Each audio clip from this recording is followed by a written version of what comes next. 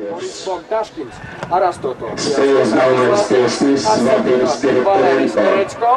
Uzmanības Vladislavs Kozlovs, pirmais tūs, kurš tagad bija arī ar pupu. Nu, skatītājs šodien Daugavpilī nav daudz.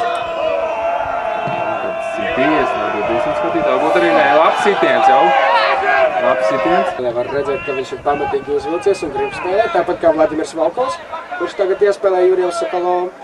Sokolovs rāda savu tehniku, nepieskroties bumbai, rāda kā ap to var dejot un Valkovs! Mazliet pāri vārtēs ir Valkovs, bet tomēr centrējas.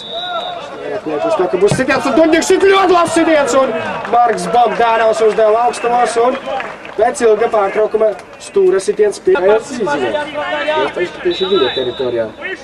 Izpildīs sitiens Ziziņam. O, jā! Igors Duņģiks 1-0 FK Daugava pirmā puslaika beigās ar fantastisku Igoru Duņģika sitienu izlīdzās vadībā. Nu kāda mīlestība starp Tāmasu Pērti un Igoru Duņģiku laukuma malā pat komandas māsieris Māris Malkēm. Draugais komandas labā vārtu uzgala Igors Duņģiks, 10. numurs. Ko, vārds Girtam? Nu, būs vārti Girt. Vārdi būt, bet es tā skatījos uz kādām 5 skaistām Daugavpils sievietēm. Sēž tā no Boris Bogdaškina. Bet tikmēr Bogdaškina centrē un tur ar galvu! Ar galvu Kozlovs sitiens un vārti. 1-1, nav arī ko teiksit. Skaists vārti gūs Vladislavam Kozlovam. Vladislavs Kozlovs ar galvu gūst vārtus un rezultāts tiek izlīdzināts 1-1 Kozlova vārtu gūms. Rāpa viņš precīzi kreisajā vārtu stūrī, tur Afanāsjovs vēl mēģina izveidīt bumbu ārā jau no tukšiem vārtiem, bet precīzi nezinu, jo nav šeit vēžā tablo Daugavpilī. Duņģiks sitiens labs sitiens, bet bumba lido pāri vārtiem, bīstama situācija. Jāus. Strādā ar bumbiņu, labi iedot Simonovs, Simonovs var uzsist arī sit.